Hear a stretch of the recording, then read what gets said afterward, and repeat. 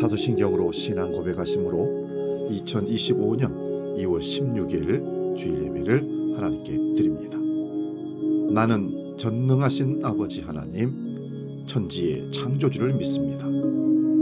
나는 그의 유일하신 아들, 우리 주 예수 그리스도를 믿습니다.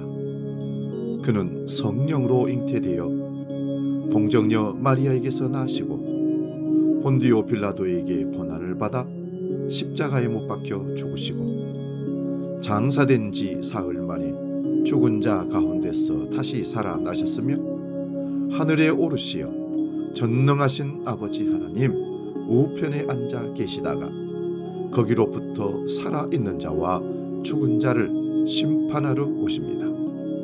나는 성령을 믿으며 거룩한 공교회와 성도의 교제와 죄를 용서받는 것과 몸의 부활과 영생을 믿습니다. 아멘.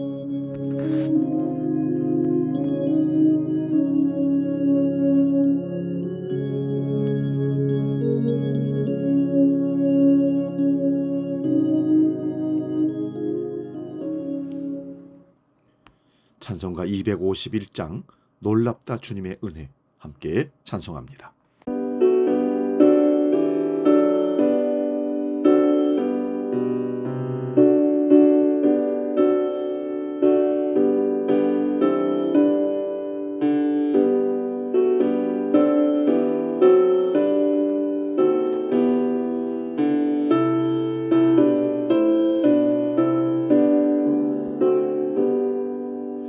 놀랍다 주님의 그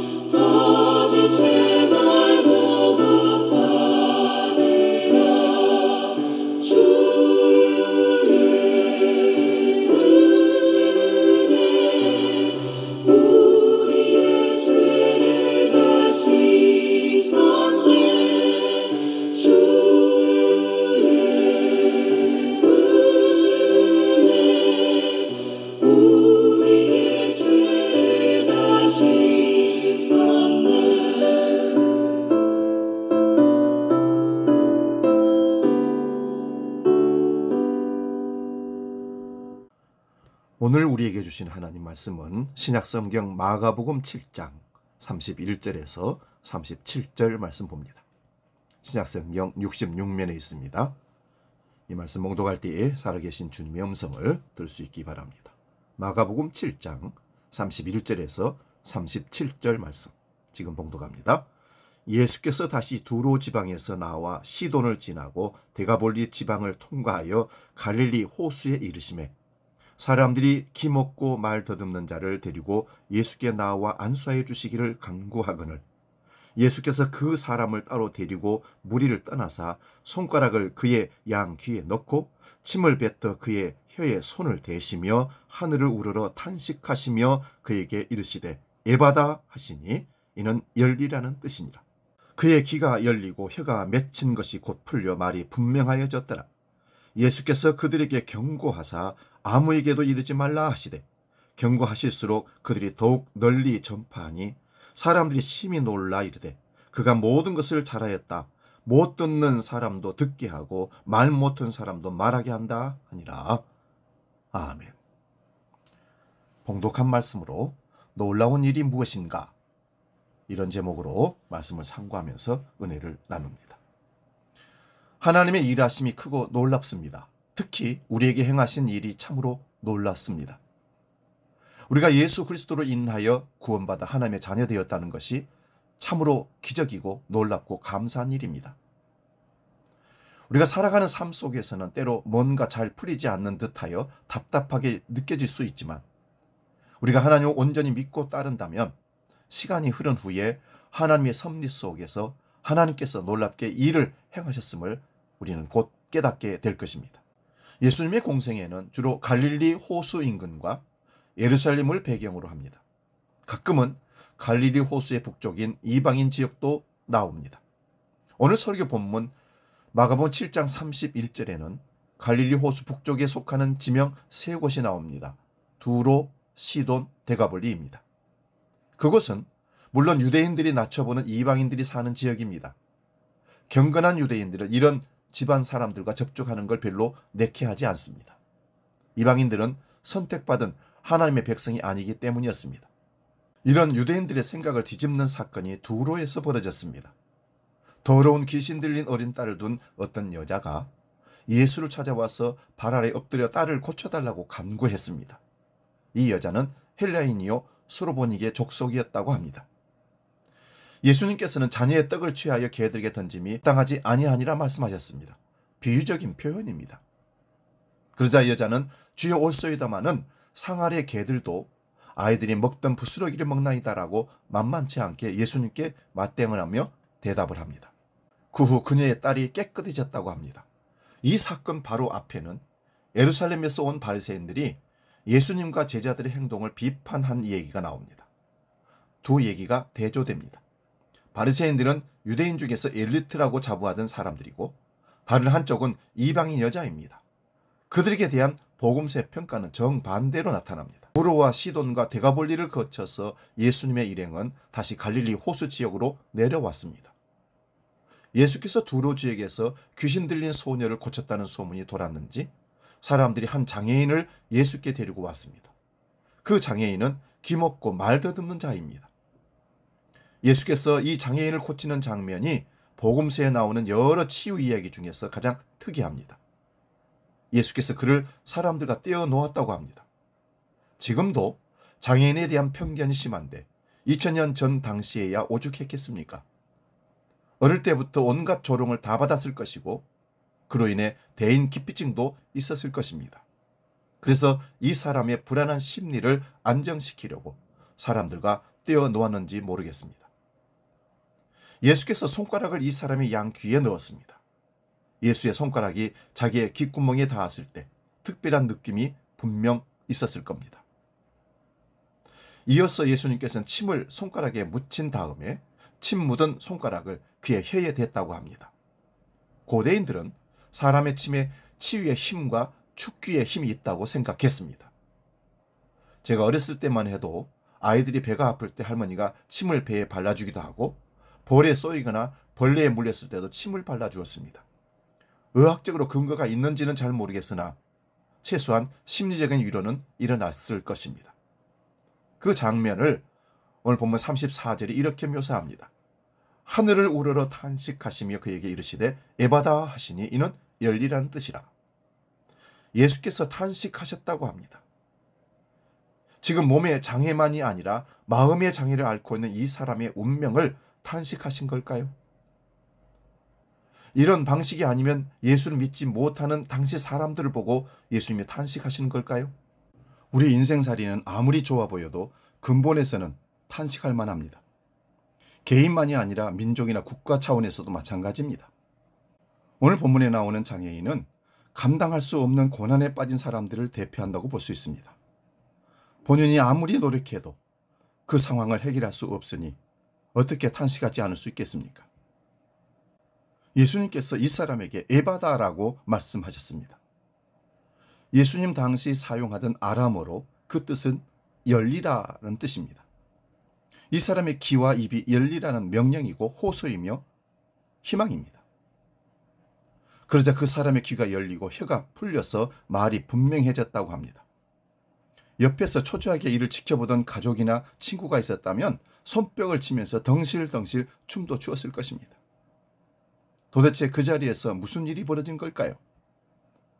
예수님은 하나님의 아들이니까 그런 초자연적인 기적을 일으킬 수 있는 분이라고 믿었으면 간단하긴 합니다. 그러나 무조건 문자대로 믿는 게 바른 게 아닙니다. 예수께서 초자연적 능력으로 사람의 운명을 이렇게 간단히 바꿀 수 있는 분이라면 굳이 십자가에 처형당하실 필요가 없었습니다. 초자연적인 능력으로 세상 사람을 모든 불행에서 구원하면 되니까 말입니다. 우리는 오병 이의 기적에서 보았듯이 이 사건에서도 당시에 무슨 일이 실제로 일어났는지를 정확하게는 모릅니다. 복음서에는 우리에게 어떤 객관적인 사실을 방송이나 신문이나 기자들처럼 보도하는 게 아니라 제자들과 초기 그리스도인들에게 경험된 예수 그리스도를 당시 세계관에 근거해서 선포하고 변증하는 겁니다. 당시 세계관은 상당한 정도로 주술적이었다고 봅니다. 난치병과 장애는 죄의 결과이며 귀신의 작용이었다고 보았습니다. 병과 장애 그리고 온갖 불행을 막으려면 악한 귀신을 쫓아내야만 했습니다. 당시 사람들은 병과 장애와 불행이 왜 일어나는지 알 수 없었기 때문에 사실은 근본에서 볼 때 지금도 마찬가지이긴 하나 악한 귀신을 생각하지 않을 수 없었습니다. 난치병과 장애를 고치는 주술적인 힘을 보이는 사람들이 제법 많았습니다. 그리고 온갖 불행한 일로 힘들어하던 군중들은 그런 카리스마를 행사할 수 있는 특별한 인물을 늘 기다리고 찾아다녔었습니다. 지금도 사이비 이단 교주들을 추종하는 이들과 비슷한 심리 상태입니다. 예수님도 이번 일로 그런 초능력자 중 한 사람으로 오해받을 수 있었습니다. 그래서 36절에 따르면 예수께서는 이번 일에 관해서 소문을 내지 말라고 경고하셨던 겁니다. 그렇게 단속하면 단속할수록 예수님의 소문은 더 널리 퍼지긴 했습니다. 사람들은 그런 일에 마음이 끌리기 마련이니까요. 병을 고치고 장애를 고치는 일은 지금은 퇴마사나 종교 전문가가 아니라 과학적인 훈련을 받은 의사가 담당합니다. 의사의 업무는 세상에서 가장 거룩한 일입니다. 사람의 생명을 다루는 업무이니까 돈으로 그 가치를 매길 수 없을 정도로 중요합니다. 자본주의 체제 아래에서는 이런 거룩한 일까지 상품처럼 다뤄진다는 게 인간 역사의 불행입니다. 오늘 우리가 이해하기 어려운 장애 치유 이야기를 통해서 본문이 말하려는 핵심은 하나님의 전권이 예수님에게 나타났다는 사실입니다. 예수님은 하나님께서 행하실 일을 그대로 행하신 분이라고 말입니다. 하나님이 행하실 일은 구원입니다. 하나님의 구원을 실행할 이가 메시아입니다. 유대인은 메시아를 기다려 왔습니다. 그 메시아에 대한 예언의 말씀을 이사야 35장 1절에서 10절을 통해 살펴봅니다. 이사야는 하나님의 거룩한 길을 노래합니다. 그 거룩한 길은 메시아의 길입니다. 몇 구절을 살펴봅니다. 먼저 4절입니다. 하나님이 오사 너희를 구하시리라. 5절도 봅니다. 그때에 맹인의 눈이 밝을 것이며 못 듣는 사람의 귀가 열릴 것이며 7절도 봅니다. 뜨거운 사막이 변하여 못이 될 것이며 메마른 땅이 변하여 원천이 될 것이며 이사야의 거룩한 길에 대한 노래는 현실에서 거리가 먼 이야기로 들립니다. 하나님께서 오셔서 깜깜한 이 현실을 완전히 밝은 빛으로 채운다는 게 우리 눈에 확 드러나는 일이 아니지 않습니까? 지난 인류 역사에서 많은 사이비 메시아가 등장했습니다. 정치인들은 세상을 구원할 것처럼 스스로 메시아 흉내를 냈습니다. 세상이 달라졌을까요? 지금 귀가 열리고 입이 열리고 눈이 밝아졌습니까? 뭔가 근본을 잘 보고 잘 듣습니까? 전깃불로 밤새 환한 대한민국 서울은 구원받은 도시라고 말할 수 있을까요? 이사야는 사람의 힘으로 세상이 구원받을 수 없다고 생각했습니다. 하나님이 오셔야 합니다. 오시는 하나님이 바로 메시아입니다. 이사야 선지자의 거룩한 길에 대한 노래를 잘 듣고 있던 제자들과 여기 그리스도인들은 예수야말로 하나님의 전권을 행사한 분이라고 믿었습니다.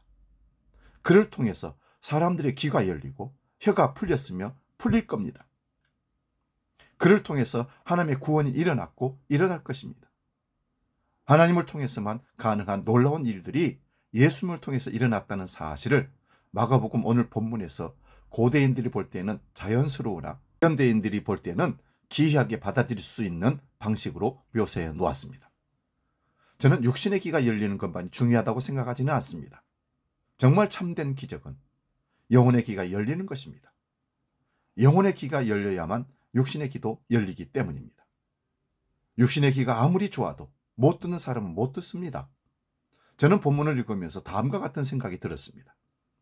이 장애인은 실제로 귀가 먹고 말을 못하는 사람이 아니라 피지 못할 사정으로 아무것도 듣지 않고 아무것도 말하지 않기로 작정한 채로 살다가 하늘을 우러러 탄식하시는 예수님을 만나서 귀와 입이 열리게 된 것은 아닐까? 그런 것이라면 이는 기적 중에 기적입니다. 영화 중에 1975년 작품인 뽁뽁이 둥지 위로 날아간 새라는 영화가 있습니다. 정신병동을 주요 무대로 전개되는 이야기입니다.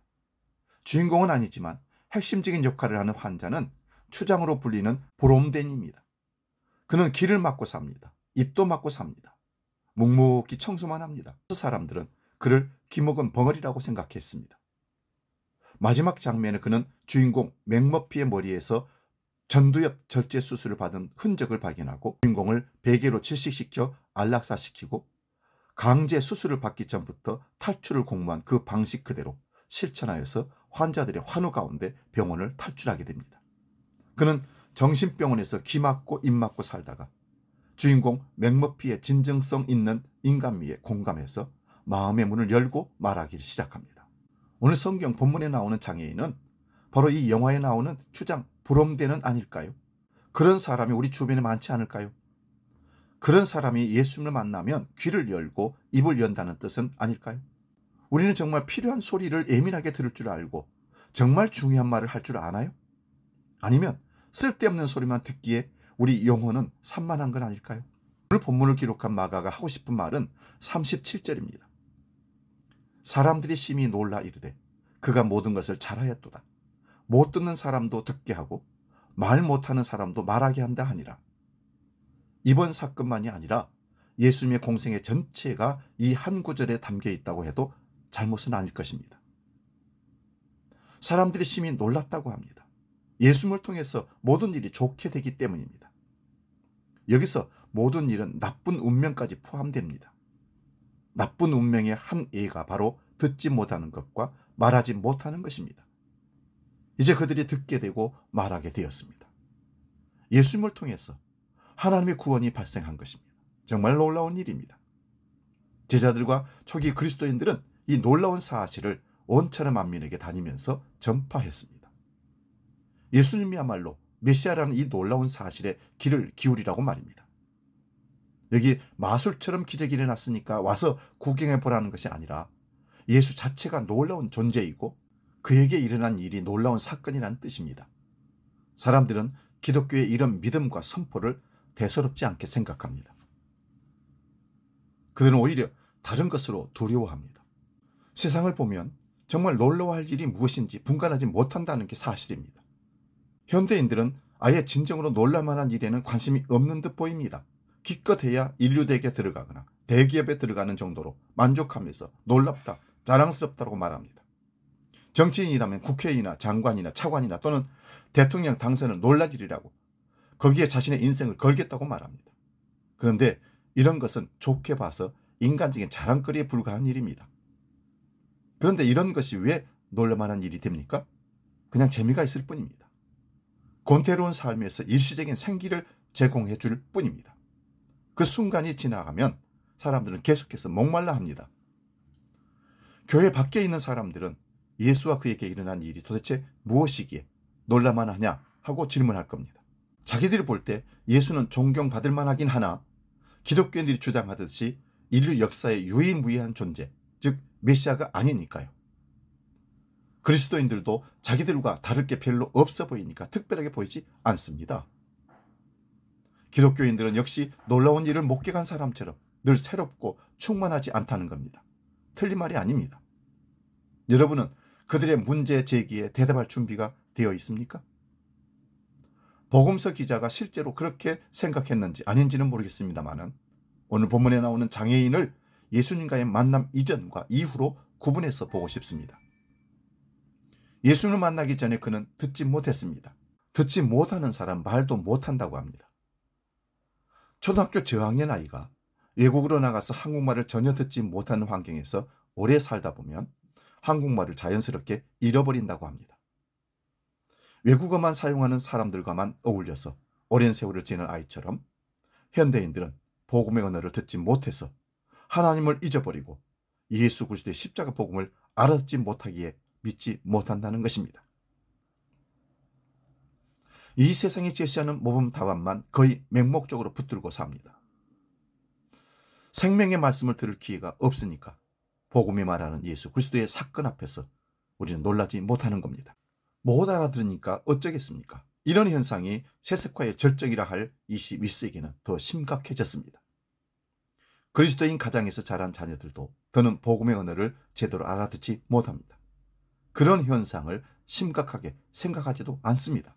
궁극적인 의미에서 놀라운 일이 예면받는 시대가 된 것입니다. 마가복음 3장 28절에서 29절을 봅니다. 내가 진실로 너희에게 이르노니 사람은 모든 죄와 모든 모독하는 일은 사하심을 얻되 누구든지 성령을 모독하는 자는 영원히 사하심을 얻지 못하고 영원한 죄가 되느니라 하시니. 종교개혁자 칼빈 선생은 성령해방죄를 기독교 강요 3권 3장 22항에서 하나님의 진리의 빛을 체험하고 무지를 주장할 수 없음에도 불구하고 악한 의도로 하나님의 진리에 대해 반항하는 자들이 성령을 거스르는 죄를 짓는 자들이다. 이렇게 정의했습니다. 여러분, 성령 해방죄는 성령이 하시는 일을 알고 성령이 하시는 일을 방해하는 것을 해방한다고 말할 수 있습니다. 그러면 성령이 하시는 일이 뭡니까? 진리를 깨닫게 하고 믿게 하고 예수 그리스도를 구원주로 의지하며 나아가도록 도우시는 분이 성령이십니다. 그런 성령님이 하시는 일을 방해하는 행위가 무엇이겠습니까? 예수를 믿지 못하도록 다른 진리를 믿도록 다른 복음을 믿도록 끌어가는 행위가 아니겠습니까? 그런데 이런 일들을 알고 있으면서 성도들에게, 이웃들에게, 가족들에게, 자녀들에게 예수 그리스도의 진리를 제대로 가르치지 않아서 이단으로 넘어가도록 방관하는 부모들이 있다면 그 또한 성령 해방죄를 방관하고 있다고 저는 봅니다. 이러니 사이비 이단이 득세할 수밖에 없습니다.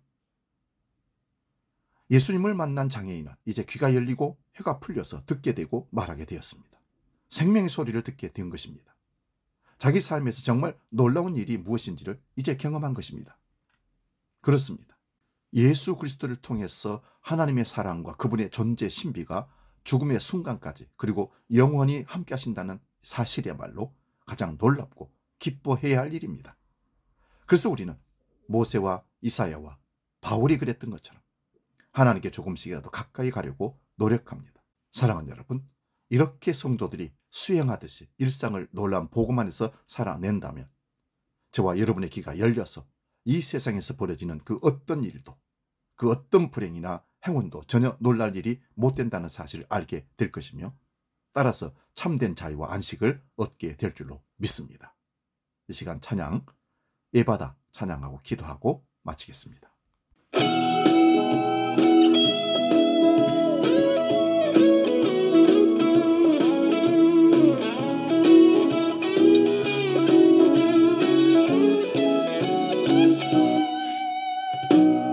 어두워